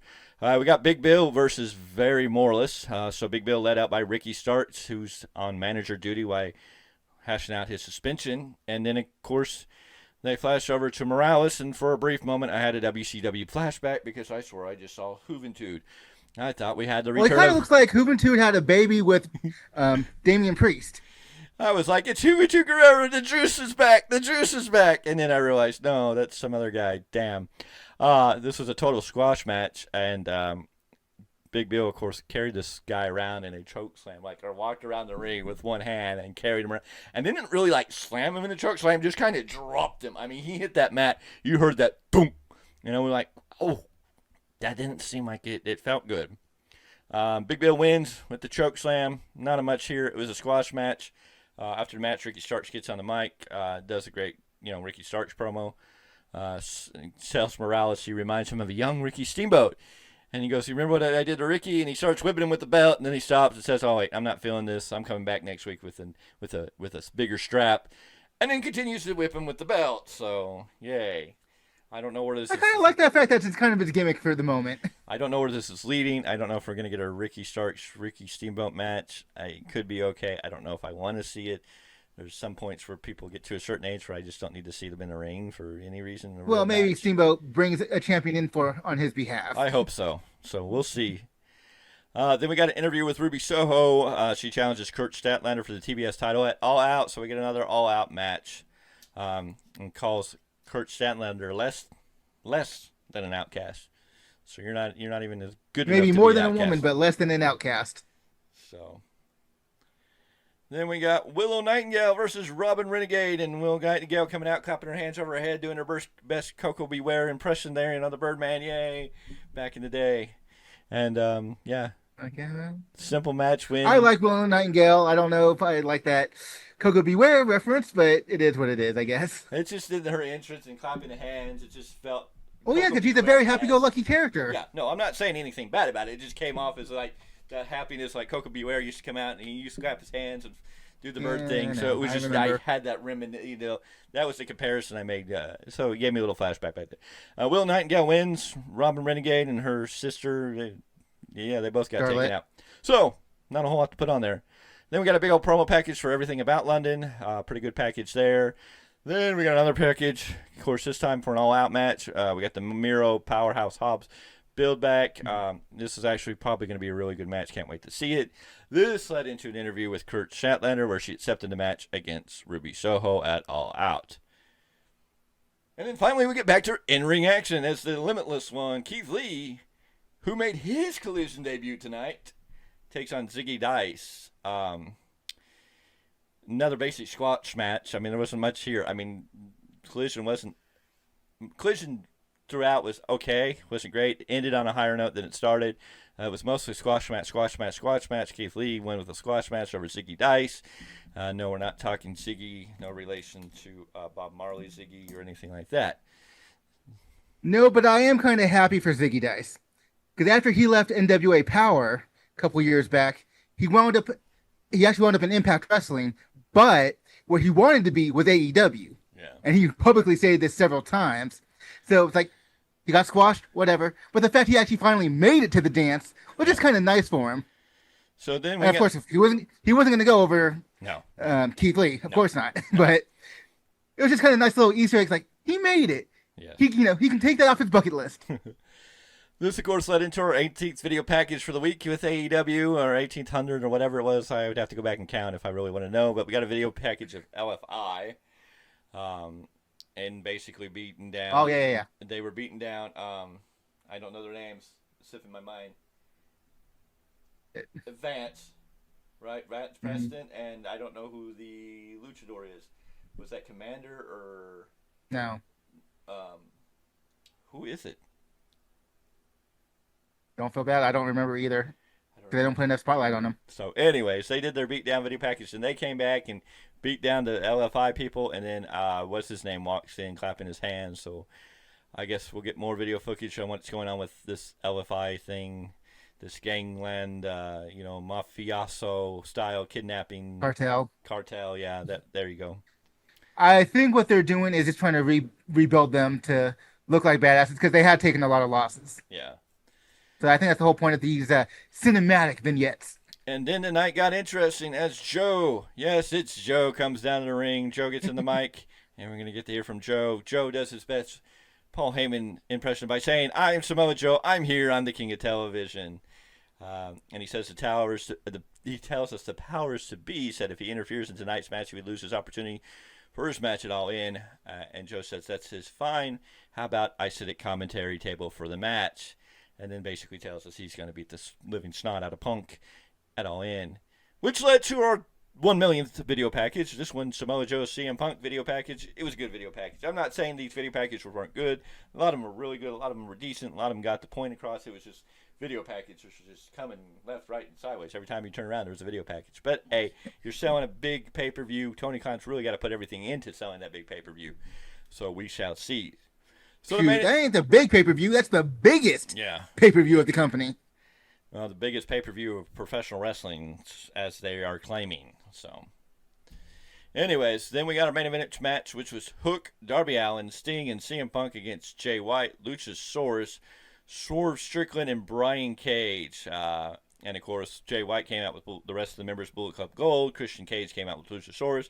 And Swerve Strickland and Brian Cage. Of course, Brian Cage doing his Ultimate Warrior impression of the Denver Broncos cross mix there, the blue and orange. Came out with Prince Nana. It was a good, solid match. All men looked really, really good. Punk, of course, is in the ring. He gets Brian Cage into the Coquina clutch by staring down Samoa Joe at commentary and puts out Brian Cage. Samoa Joe just goes, "This match is over, right, guys?" And Samoa Joe jumps into the ring and starts battling out with Punk. They go back and forth. Jack Perry comes down and attacks Hook from behind. And everybody's battling everybody. It's just a full-out brawl. We get the old, it's a piercing brawl from JR on commentary. And, of course, my big question is, why do they ring the bell? Like, when has the bell ever been rang when there's a brawl going on? Ever. What is the point to sit there and go ding, ding, ding? I mean, who in the right mind is the ring bearer, the ring person, whatever, the ring bell ringing guy? I mean, what does he think that's going to do? Ding, ding, ding, ding, ding, ding, ding. I mean, you see nothing changing, so why are you sitting there just wasting that energy? Ding, ding, ding, ding, ding. I mean, you got a strong wrist, granted, but Jesus Christ. It's just like they're ringing the bell, and I'm like, is that really doing anything? Does that really make anybody go, oh, the bell's ringing, we need to stop what we're doing? I guess that could be really entertaining if you had a storyline. Well, I guess you did have it with Festus back when Luke Gallows was Festus, and they rang the bell, and that's when he turned on and off, so it could be a good storyline to do that again with somebody who's just like, they fight until they hear the bell and they're like, oh, okay. And that was AEW Dynamite. That was the week in review. It was a crazy week. I mean, nobody could expect this week to turn out the way it did. And so we can now jump into news and rumors. But first, let's do some housekeeping. First, you're watching The Value of Wrestling. Yes, we're right here on YouTube. What we need you to do is see that subscribe button. I need you to hit that subscribe button. You want to do it? I know you want to do it. If you're not subscribed to this channel, I don't know why, but go ahead and hit that subscribe button. It helps us get out there in the algorithm. The more of you subscribe, the bigger we grow. Go ahead and hit that bell for notifications because we're going to drop new videos. Like I said, there's a big time rant that's going to come out at some point and be dropped on the channel. You want to watch it. It's a good episode, I think. Of course, you want to be notified every time we put out new videos. We do have a new show that's probably going to be airing hopefully real soon. We are expecting and are planning to do a review after All In tomorrow morning. So hopefully everything works out and we can get together. We may have a surprise guest in that show, so you might want to be here for that. Other than that, go ahead and make sure you like, subscribe. Definitely share this out. Get it out there. A lot of great videos. we need you to join us, and you can comment. Tell us what you like. Tell us what you don't like. The only way we know to get better is when you tell us what you like or don't like, and how we can, do better, or add in or focus on what you like, because that's what we're here to do. We love wrestling. We love hearing from you fans of wrestling, and feedback is always going to help. Finally, we have a Value Wrestling podcast on Spotify. Our buddy, our third member of this team at this time, over there on Spotify, Miguel, is doing a Value Wrestling podcast on Spotify. Right now, he's covering a lot of New Japan Pro Wrestling stuff. He is really our New Japan Pro Wrestling guy. He may branch out into other stuff. We're waiting to see how it goes, but right now he's been focusing on New Japan because that's his cup of tea. So, go over there, talk to him about New Japan Pro Wrestling. He's going to break it down for you, and then always come back here and join us for the weekly roundup, for big time rants, for other things that are going to pop up. There's a handful of videos that came out this week. So check out everything that's on here. So with that said, I think that covers housekeeping at this time. I don't think there's anything else to say. I will say this. Hey, Tony, I know you're coming to Stockton, California for a event. Can you send me some media passes? Come on, Tony. I know you're watching. You can send us media passes. We want media passes. Yes, we're media. We can come back and watch it. No. Anyways, be nice, but no expectations. Anywho, rumors, news, reports. I guess a big one to start with is Edge. Edge just came out on a video on all over the place. I've seen it on Facebook. I've seen it on Instagram. I don't know if you've seen it, but he's basically said that no, WWE. He didn't go to WWE with some ultimatum, some contract deal, and no, they did not reject him.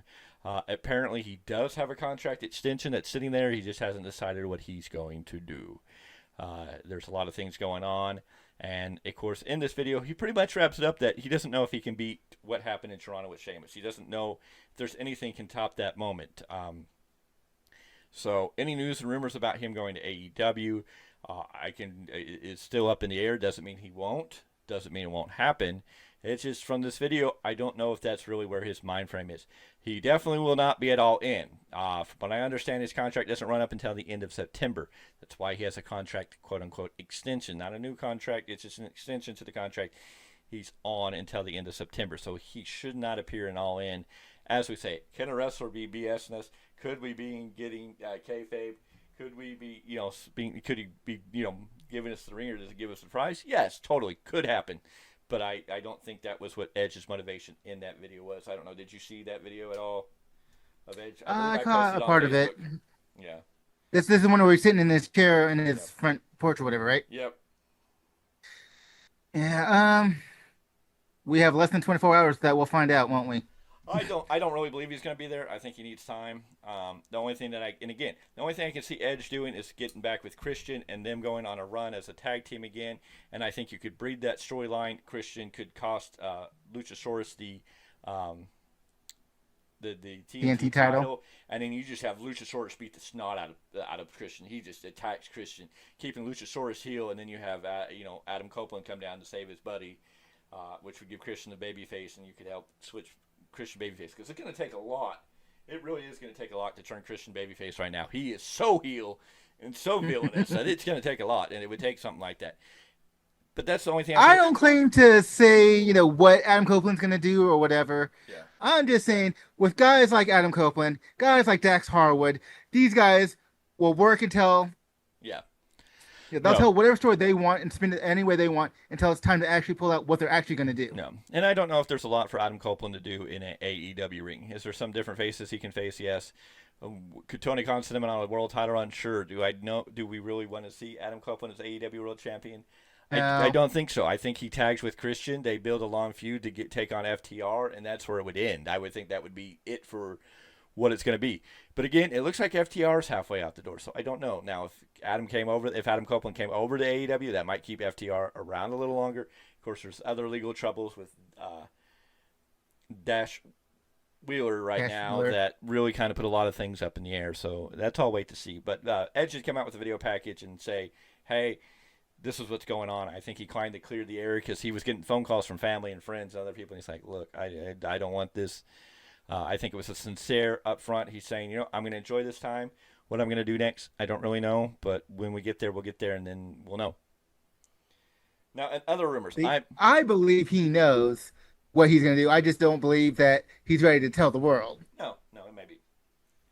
Now, in other news, I am looking for a video. If anybody has seen this video, please connect it to us, whether it's on Facebook or anyways.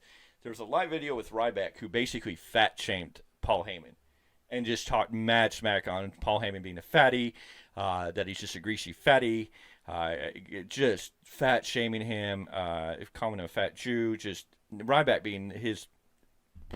Anyways, this is what's being said. It was reported by Ringside that it was in some live video where he was going back and forth with the caller. I think Ryback's garbage. I have no respect for the man. He has done nothing at all to gain my respect. He was a flash in the pan in wrestling. He was a Goldberg replacement that didn't work out. And if he's talking smack on Paul Heyman, he just needs to shut his mouth because Paul Heyman's not the perfect man. No, he hasn't done everything great, but Paul Heyman has done so much good for this business and has changed in leaps and bounds from a Paul Heyman he used to be, especially after he has kids. And if you really go watch Paul Heyman's story and his documentary on him and learn about Paul Heyman, you can find a respect. And I respect Paul Heyman. Yeah, I'll say I'm a Paul Heyman guy in that sense. But if this is on, I guess, and I believe it's probably Ryback, I can see Ryback doing something like this and fat shaming Paul Heyman and telling him how he's lucky he can just get fat and get paid to be fat. And yeah, so if anybody found You mean Ryback putting his foot in his mouth? What a shocker. Ryback putting more than his foot in his mouth. Ryback just needs to be Cryback. And I don't look, Tony Khan, do not hire Ryback. I don't care. There is no reason he needs to be in an AW ring. I don't even care if you bring Goldberg back and think a Goldberg-Ryback match is going to happen. No. Do not give him a ring. Do not give him the time of day. He doesn't deserve it. He's garbage. End of story. I agree.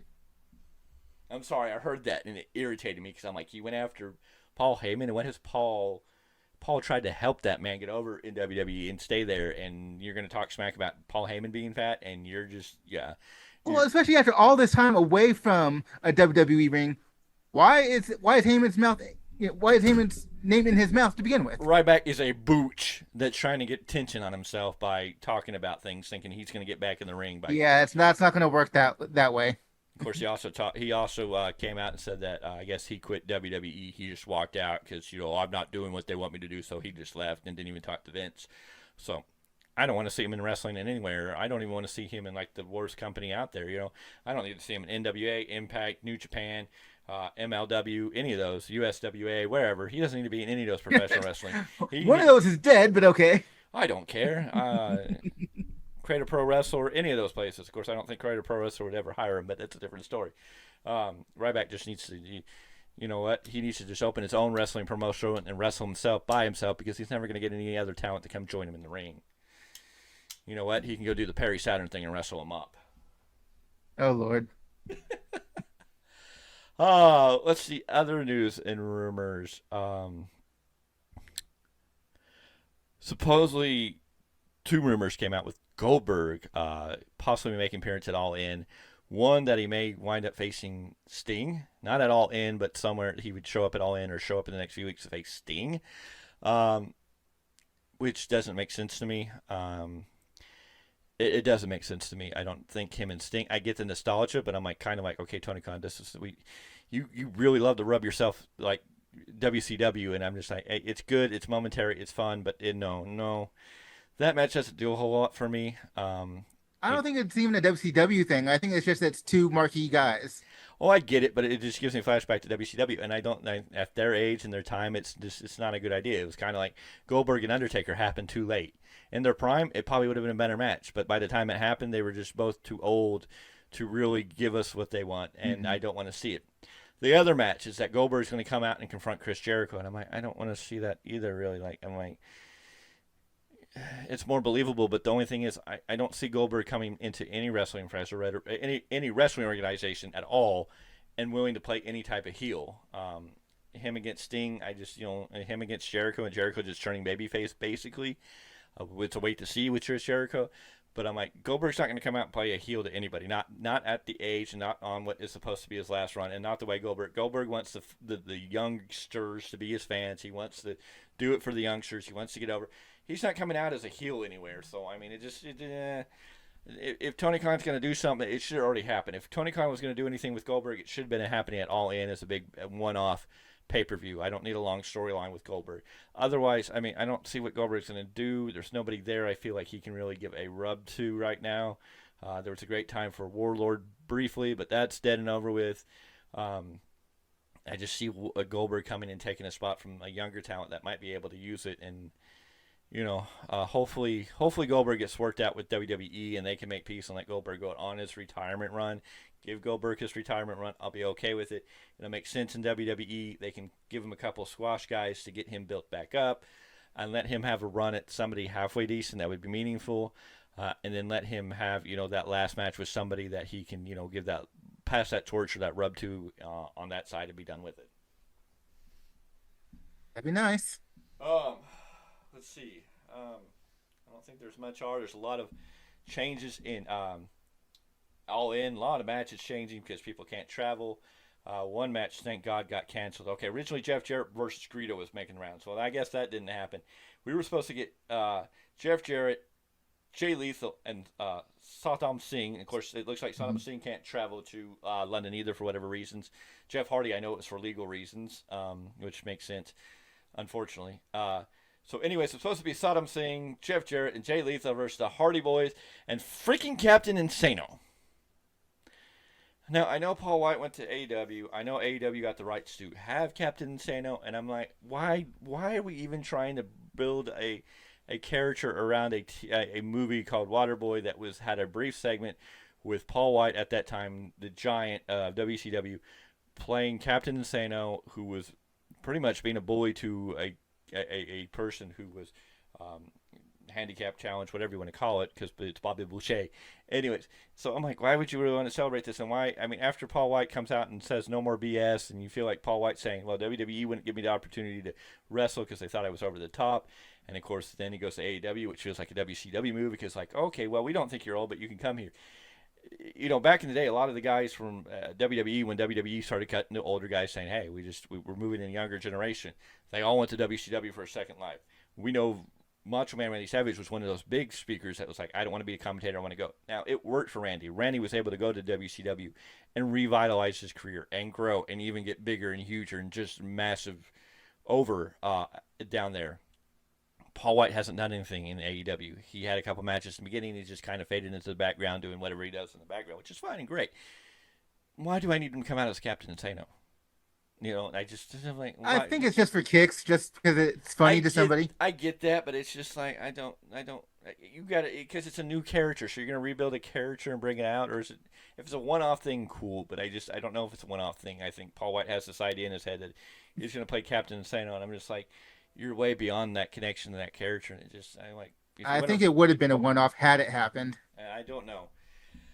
I was like, Paul White be Paul White and come out and wrestle. Why do I need Captain Insano? I'm not connected to it. But anyways, that match was canceled because of travel issues.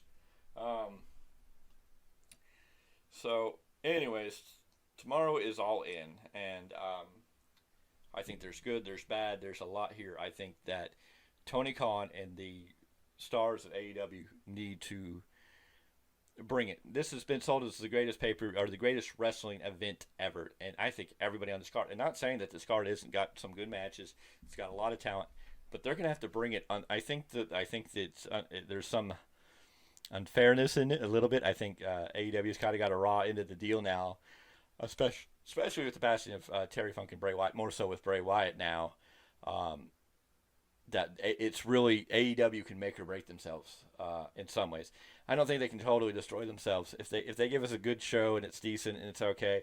They'll be fine, but I think they can really make their mark if they all bring their A game, because I think right now the wrestling fans are in a low. We're in a quote unquote depression. We're grieving over the loss of Bray Wyatt. Yes, Terry Funk passed away, and I don't want to feel like I'm not taking away from everything Terry Funk did for the business. And how great Terry Funk was, and we here at the Value Wrestling send our thoughts and prayers out to the Funk family. We appreciate everything Terry Funk did. I'm a little younger. I didn't get to see a lot of Terry Funk. I wasn't included or was able to access ECW when he was there. So I don't know a Or his lot of 70s NWA work, for that fact. yeah, I don't know a whole lot of Funk's history. Like I didn't experience it in real time. I've gone back and watched a lot of Funk stuff, and yes, I know when he was Chainsaw Charlie and Cherry Funk in WWE, WWF, teaming with Mick Foley. I know his history. I know his story, but I didn't really, he wasn't somebody that I grew up watching as much. Where Bray Wyatt is somebody that's closely connected, was an actual active wrestler until recently. After the Royal Rumble, he was gone, and the stories went everywhere. We thought, A, it was an injury, B, then it started going from an injury to a mental health issue, and we were all concerned about his mental health, what was going on with him. We wanted him to be okay, to he was battling an illness, then it became a life-threatening illness, and we were just like, what's going on? Then all of a sudden, within the last few weeks, all the talk was Bray Wyatt was coming back. We were going to get Bray Wyatt back on TV. That creative was creating, stuff for him coming up in September. There was talks about him even being back initially at Payback. He would make his reappearance and start a storyline with whoever at Payback. And then we were hit with him passing away from a heart attack due to complications that were set on by COVID. And it's a blow. So I think the wrestling world is in this low. We've gotten knocked in the gut. And we're all kind of grieving this loss, this huge loss across the wrestling world. And so, good or bad, I think this puts a lot of weight on AEW, Tony Khan, and all the stars in AEW. Because if they bring this, if they blow this out of the park like it should, if they just bring it and bring the fans alive, because what they need to do in every one of those matches, they need to be able to take the fans out of the moment and just suck them into these stories. So we all kind of briefly can put behind us. It's not like we're going to forget, when it's all said and done. We're all going to reflect back on and go Bray Wyatt again and still do grieving process. But for one day, for one night, for one moment, for 3 hours, 4 hours, 5 hours, 6 hours, however long this card is going to be, I don't know. There's a lot of matches on this card. But if AEW, if Tony Khan, if all these stars on this roster, on all these stars on this card can bring the best out of each other and really tell the stories in the ring and really just pull us out of the world we're in right now and give us a break and give us an event that, bends the time and just makes us feel alive and brings, where we're cheering, we're excited. It could blow. I mean, it could really set AEW on a course of great things to come and really could make this event. They're kind of in an interesting spot. They've been handed this weird opportunity where the wrestling fans are in a real low point, and they have this pay-per-view coming out. And so I think them hitting out of the park is going to be just, I don't, I would think everybody on that card would already want to hit it out of the park, but I think even now they would have even more motivation to be like, we need to give these fans something to be excited about, even if it's for one day, even if it's for a couple hours.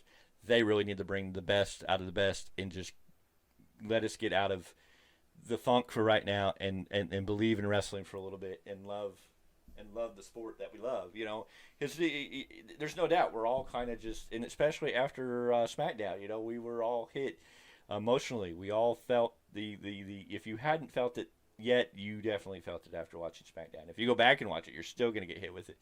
But I think AEW has really got a chance here, really do. Yeah, absolutely.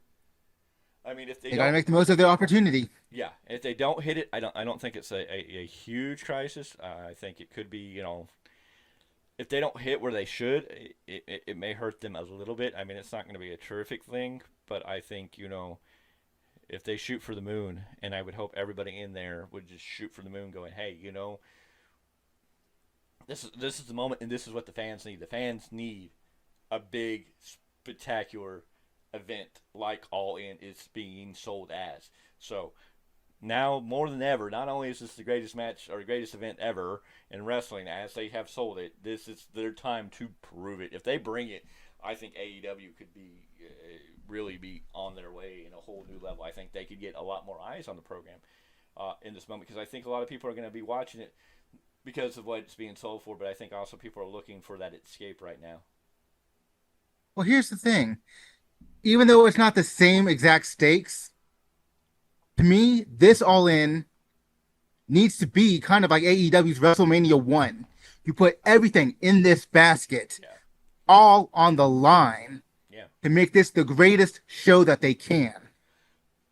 Well, and I think they have to. And I think now they've just, unfortunately, been laid in a position where they really have to bring it, because wrestling fans are I think the wrestling world is in a weird place. I think we're just, if you go out on Twitter, X, whatever you want to call it, Instagram, Facebook, YouTube, anywhere, and there are more people coming out, whether it's superstars, past, present, veterans, fans, or whatever coming out. There are so many people coming out in mourning over the loss of Bray Wyatt. It is just the ripple effect that it sent through wrestling that I don't think we've ever seen this depth, which is just totally different. We've seen wrestlers pass away.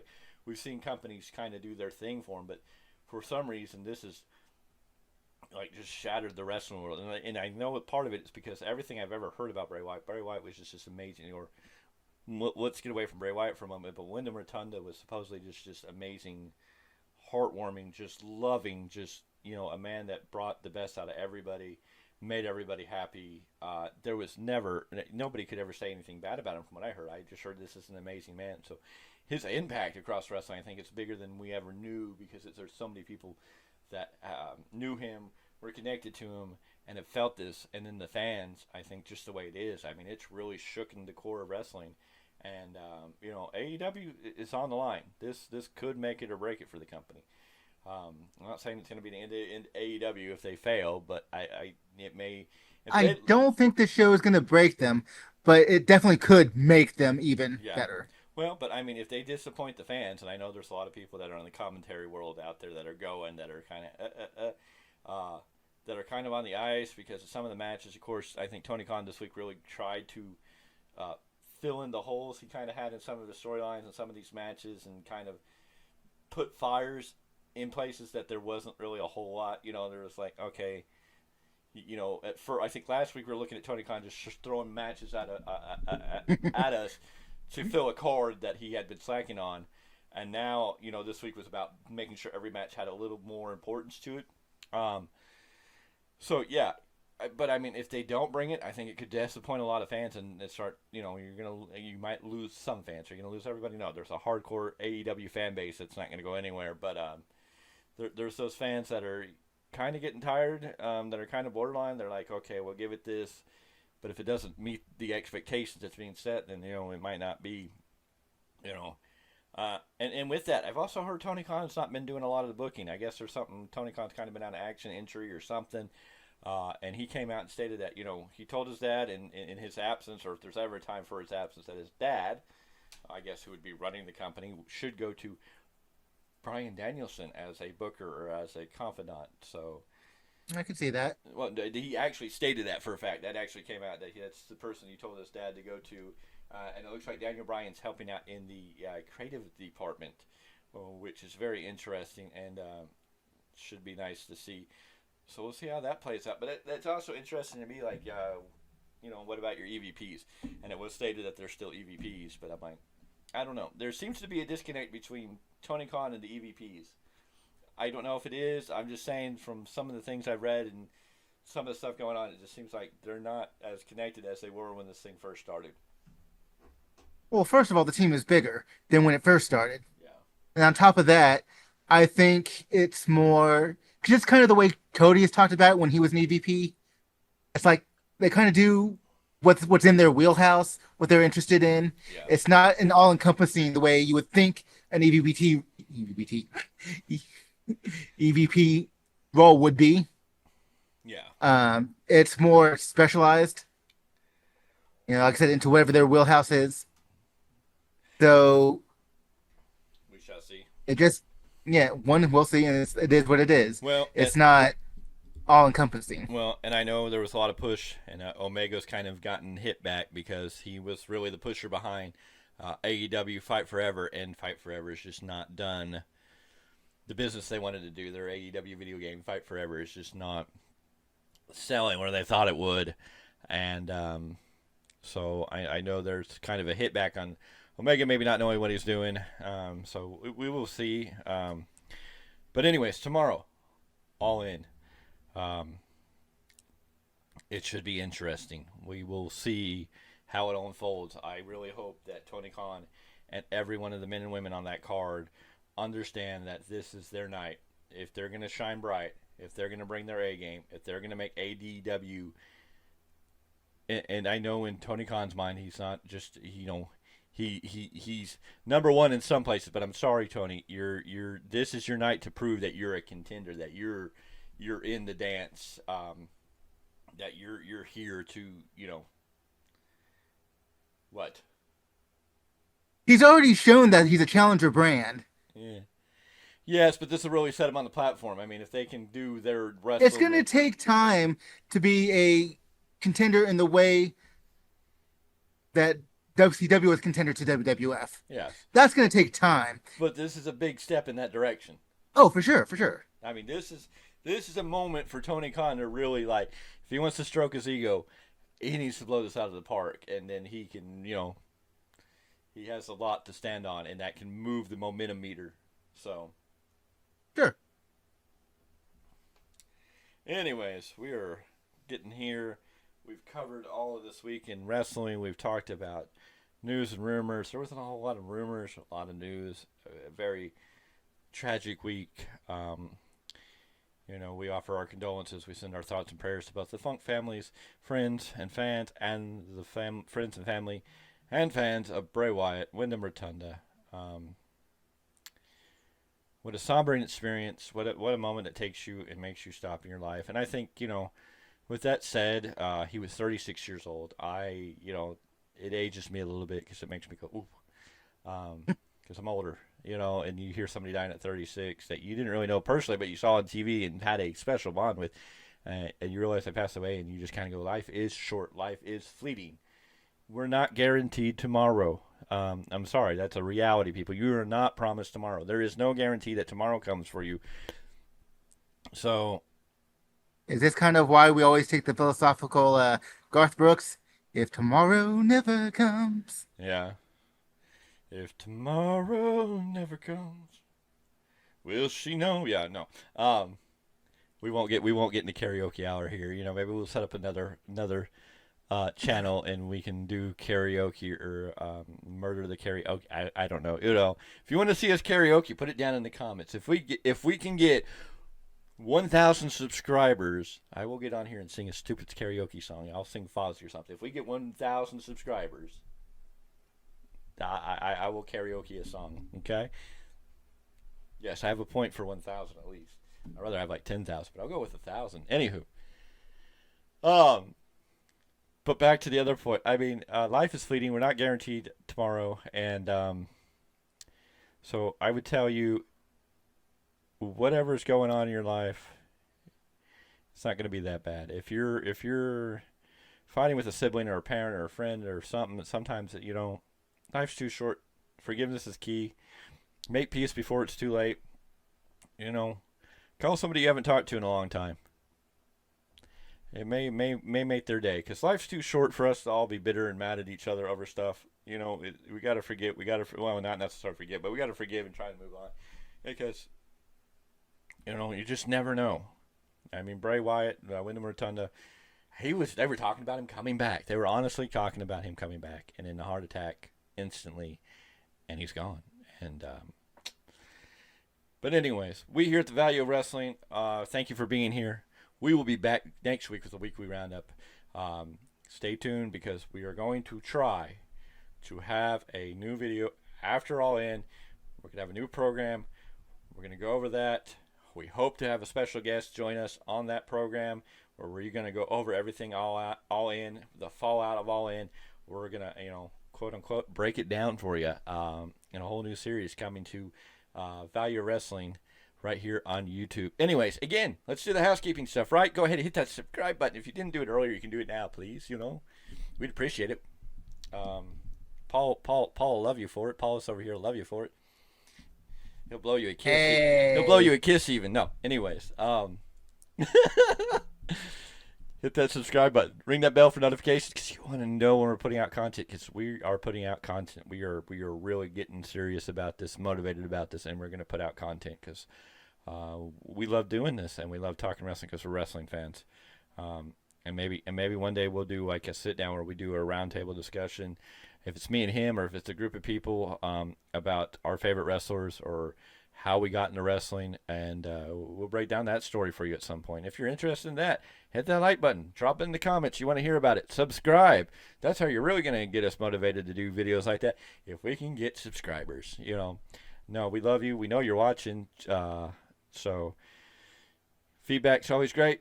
We'll take it, good or bad or otherwise. We're going to take it and see what we can do with it. If we can improve on something, we're open to improving. If you really like something, we want to make sure that we're hitting that for you. Anyways, again, on the big time, right here, my tag partner, Paulus Clarke. And this has been the weekly roundup. And with that being said, I'm going to steal a phrase from some other YouTubers that like to say this. You've done your duty. Now you can go home and sleep well.